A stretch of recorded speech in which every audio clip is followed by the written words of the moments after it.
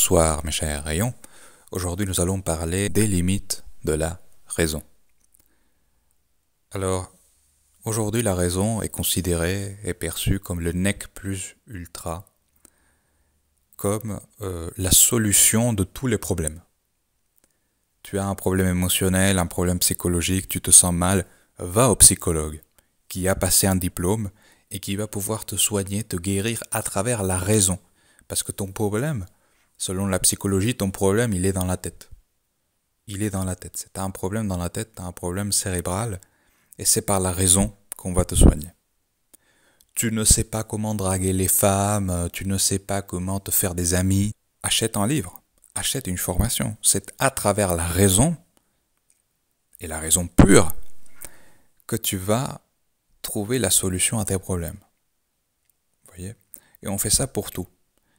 Tout problème pourrait se résoudre à travers la raison.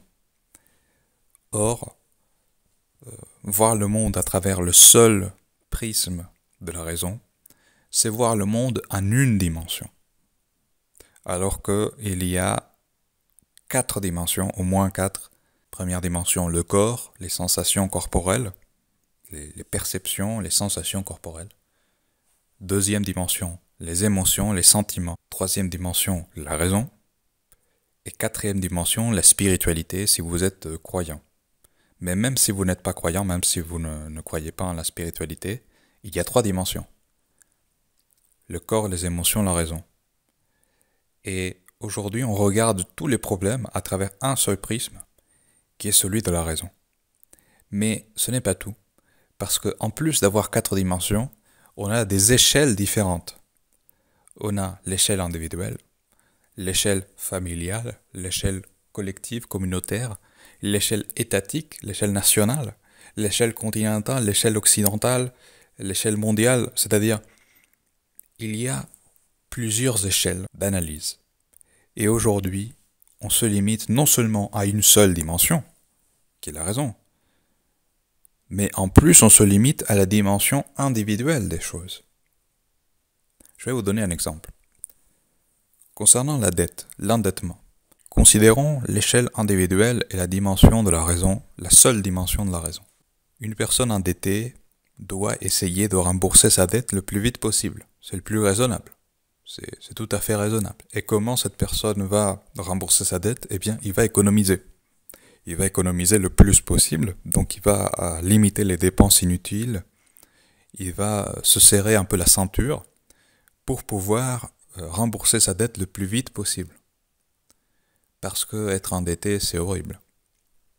Bon, c'est tout à fait raisonnable, c'est tout à fait logique. Encore une fois, on reste dans le prisme unique de la raison. Mais on passe maintenant à l'échelle nationale, à l'échelle de l'État. Est-ce que l'État doit rembourser sa dette le plus vite possible ? Ben non, l'État n'est pas une personne, l'État n'est pas un individu. L'État n'a pas la pression, l'État existe en principe de façon perpétuelle. Donc un État peut rembourser sa dette au cours de 3 siècles et il n'y a pas de souci en réalité. Il peut rembourser sa dette au cours de 3 siècles et en plus, il peut la rembourser s'il veut. S'il veut la rembourser. Si l'État se dit non mais en fait je peux pas me le permettre, je peux pas rembourser cette dette maintenant, qu'est-ce que les banquiers vont dire ? Qu'est-ce que les banquiers vont dire ? L'État, il a la loyauté d'une armée de gens qui sont entraînés, qui sont formés spécifiquement à tuer, des gens qui ont des équipements, des flingues, des armes. Qu'est-ce que les banquiers vont dire ? L'État paye s'il veut payer, s'il a la gentillesse de vouloir payer. Point barre. Bon, ça c'est le fonctionnement normal. Évidemment, aujourd'hui, l'État est tenu par les banques. Mais normalement, ça se passe comme ça, vous voyez. Donc, rembourser la dette le plus vite possible, ce n'est pas... ça correspond au niveau individuel, mais au niveau national, ça n'a aucun sens. Ça n'a aucun sens, parce que l'État n'est pas une personne, l'État est une institution, une organisation humaine, qui a des enjeux, qui a des besoins, qui a des moyens totalement différents à celui d'un individu, d'un monsieur lambda. Mais la plupart de gens ne comprend pas ça. Ils ne comprennent pas ça. Ils te disent oui, l'État doit rembourser sa dette. Mais ils ne comprennent pas que c'est une échelle différente à l'échelle individuelle. Leur réflexion est tout à fait valide au niveau individuel. Mais au niveau étatique, au niveau national, c'est une logique différente qui va s'appliquer. Et la plupart de gens ne comprennent pas cela. Ils voient le monde en une seule dimension, une seule échelle, et ils essayent de transposer cette réflexion qui est pertinente à leur échelle. Eh bien, ils essayent de la transposer partout, à toutes les problématiques, à toutes les situations. Et ça ne marche pas. Ça ne marche pas. Et c'est pour ça que le débat avec beaucoup de gens, avec beaucoup de monde, est inutile. Ça ne sert à rien. Parce que ils ne peuvent pas voir ce que tu essayes de leur montrer. Même si tu expliques très clairement quelque chose, ils n'ont pas le troisième œil, si vous voulez. Ils ne peuvent pas voir. Ce n'est pas dans leur champ de vision parce qu'ils sont dans une seule dimension. Mais il va falloir faire l'effort, malheureusement, d'élever ces gens, de leur faire comprendre qu'il y a d'autres dimensions de l'existence qui ne sont pas la raison, qui ne sont pas l'échelle individuelle, l'intérêt individuel, qu'il y a plus, qu'il y a beaucoup plus que ça.